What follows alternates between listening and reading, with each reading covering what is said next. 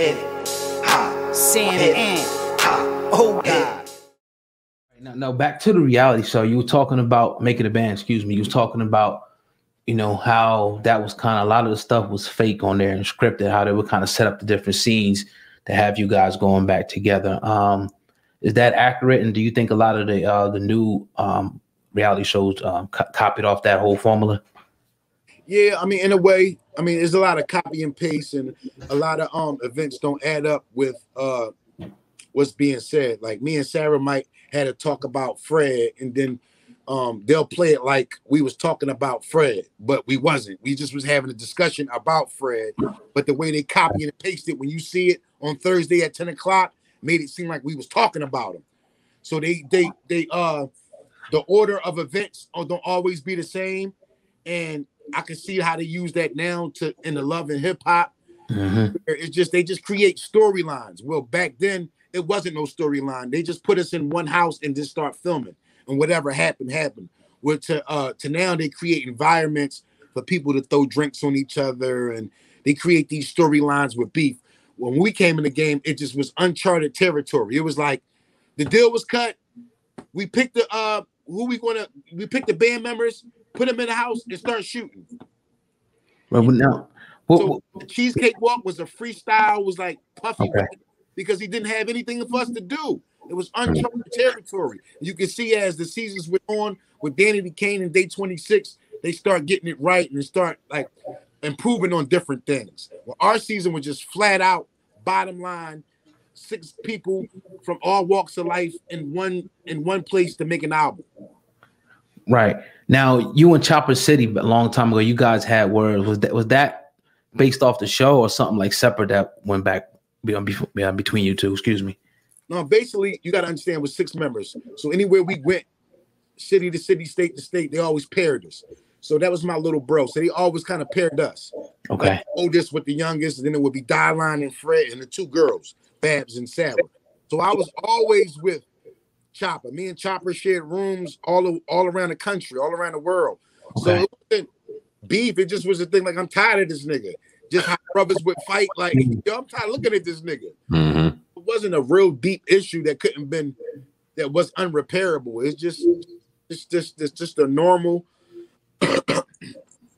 tenacity of being around somebody long periods of time that's younger than you.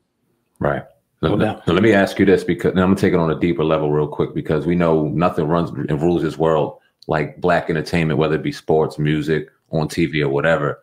And they like more than ever black drama, and they like to portray that like we're buffoonery or we're buffoons or we're animals and things like that. Do you think that those reality TV shows, like how you guys were portrayed, how they kind of switched up words and things like that, were like a direct effect on like, okay, we're gonna make these brothers and sisters look a certain way? And you think they're continuing to do that now with reality TV and how we see it? Yeah, but I mean, if you're gonna complain about that, you might as well not even step in that realm. Yeah. It's entertainment, it's show business, it's smoke and mirrors. So if you get in like, yo, the game is fake and they did this, then you're lying to yourself. You know what I'm saying? And that's the decision I had to make. This is show business, it's entertainment.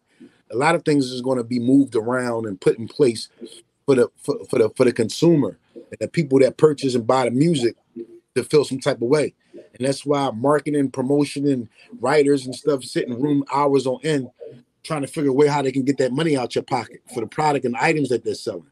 So with that being said, like I said, making the band, we was an all-black cast, and at that time we was competing with the Osbournes, which was the biggest like top 3 shows on MTV at the time. So that episode where me and Fred fought, we actually beat out the Osbournes on View, that episode. So once we created that kind of like rivalry, it was encouraged to have more fights. Like we would have Puff like, yo, if y'all get mad at each other, just slap each other, shout each other. It's great for TV. So it was like that type of energy. Yeah. So, like trial and error. That didn't work. They didn't fuck with that episode. Oh, they really fuck with the episode where y'all putting hands on each other. Yeah, kind of repeat that behavior every episode. So that was, you know what I'm saying? So it really put a strain on recording music and being around each other, because it was like when we was around each other, we had the camaraderie. We all walked in the game at the same time for this one specific reason, to be part of a band, a hip hop group. And then outside when the cameras is off, we good. But then when the cameras is on, everything is heightened. Every little word, every little thing. Yo, you drunk my soda. Yo, you ate the rest of my food. What you say? Don't be talking to me like that. But when the cameras was off, you wouldn't be so sensitive. You would probably let a couple things slide that you wouldn't when the cameras is on. You get what I'm saying? Yeah, gotcha. Right now, speaking coming out of that, going, when that was over, how did that help propel your career to the next level and what you wanted to do, being a star on MTV, worldwide, everybody knowing you?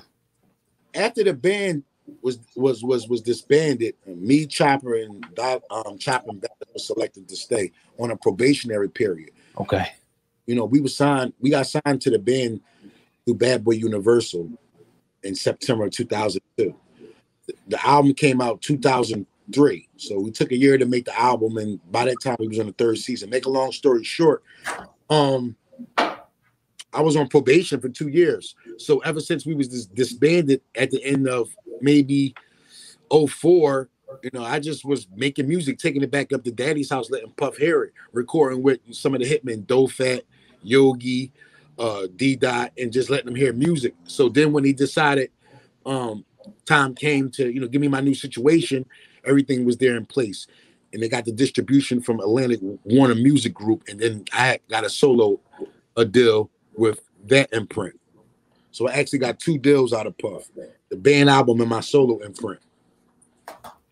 Word. When did you start getting into battle rap? It wasn't long after that we started getting into the battle rap scene too, right? Well, yeah, I planted my seed on making a band by battling Jay Mills. Jay Mills was like a rap champion in Harlem in New York, just going around, just running through the competition. So it was like one of those things where Eness can't walk out of this because Jay Mills been killing everybody. And once I went the distance with him, that was like kind of my way that I guaranteed was going to make the group.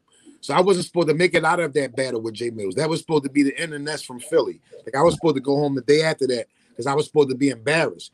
But because I wasn't embarrassed and we went the distance, that kind of like solidified my spot with the whole making a band thing. And then, they came to me telling me like, yo, you definitely got a spot here and you got a future past the actual group. Just lay low, do the band shit. This is your mission right now. Make sure that's successful. And then we start talking about any solo efforts after this. But they was telling me before I even got picked that they had big plans for me and all that stuff.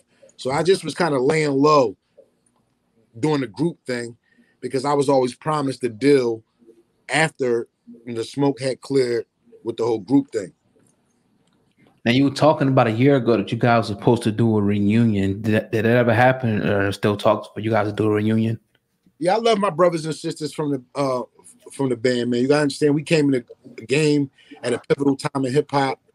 Puff, he was coming off the case with Shine and Jennifer Lopez, so his business was real rocky. He was still looking for distribution, so we kind of gave Puff a makeover with the whole making the band thing and him coming in and being like elder statesman, nurturing and developing talent right in front of the consumer. So, when we came in, it just was different. And to where it is now, to where you don't really have to, be co-signed anymore. You could go viral and then have a whole career and be a millionaire within 6 to 18 months.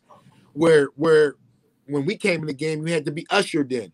You had to have that call from the label to be on a couch with Terrence and Roxy. You had that call from the label to go on and be on Soul Train with Don Cornelius. You had to have that call to go on and be on The View with Barbara Walters and Star Jones and shit like that. Well, to now, it's just you go viral and you click 1 million views within a day, and you're getting charged.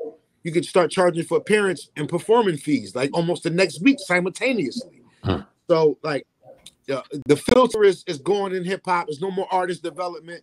A lot of these new artists, they have mental problems. You can see it by how they carry it on social media, and just their lives, how they carry it outside of music with all their court cases and with any type of legal troubles that they go through. With before, we had to go through like almost like 3 or 4 hours of probing, even before we auditioned for making a band. They were sitting there asking us questions.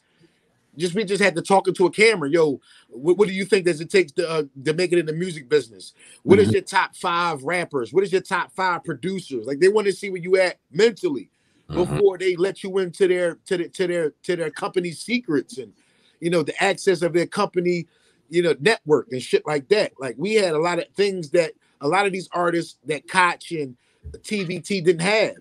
You know, they can't get a call. We can't, you know, TBT artists can't get on Soul Train with Don Cornelius, where Puff and Don Cornelius had that relationship, where Puff and Stephen Hill had that relationship, where Puff and, you know, because he'd been in the game so long, the enemies, he made it alliances. And some of these alliances, you know, was beneficial for us. And it worked in our favor, and we sold 500,000 within 6 months of a group that nobody never heard and nobody knew what we would sound like together.